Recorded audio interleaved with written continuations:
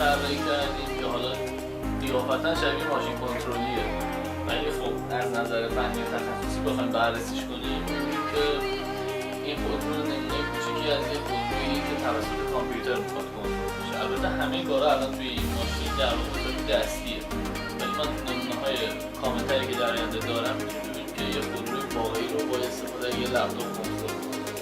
ولی حالا این نمونه کوچیک رو هم شما می‌تونید اینجا مشاهده کنید که خب ظاهر زیاد چیز خاصی نداره، یه ماشین شارژی هست در واقع که با استفاده از رادیو فرکانس کنترل میشه. ولی قسمت مهمی که ما در قسمت سمت کامپیوترمون یک مداری طراحی کردم براش با استفاده از میکروکنترلر Atmega16 و کامیونیکیشن RC32 که در واقع کارش این است که مدار رادیو فرکانسی رو در واقع با این خودرو ارتباط بده، که این مدار هم در واقع مستقیما از طریق کامپیوتر کنترل میشه و وقتی که ما دستورات از طریق کامپیوتر در این کانال ارتباطی ارسال میکنیم در واقع خودرو کنترل میشه. خب بیشتر از این در این رابطه نمیخوام صحبت کنم. نمونه خودروی پرایدش رو هم در ویدیوی بعدی من میتونید مشاهده کنید که با استفاده از لپتاپ پراید رو هم کنترل میکنیم که خودروی واقعی هستش. از پراید خودروی واقعی نیست ولی خب حالا روی نمونه خودروی واقعی کنترلش میکنیم. خب در اینجا من شروع میکنم به تست کردن. اول روی میز یه چند تا جهتش رو تست کنم ببینم با هم کار میکنه یا نه. اصلا جلو میره، عقب میاد،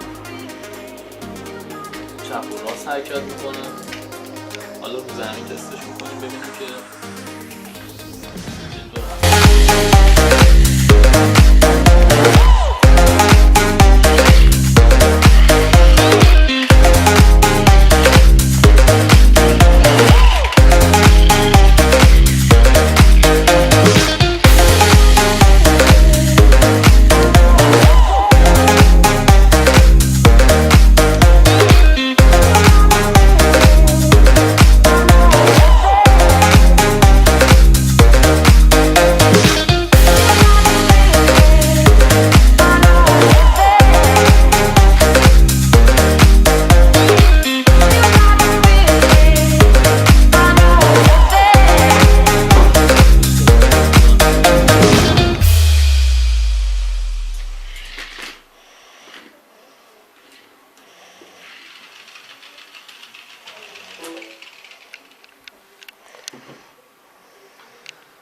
خب ممنونم ازتون. تو ویدیوهای بعدی هم منو دنبال کنید. ممنون.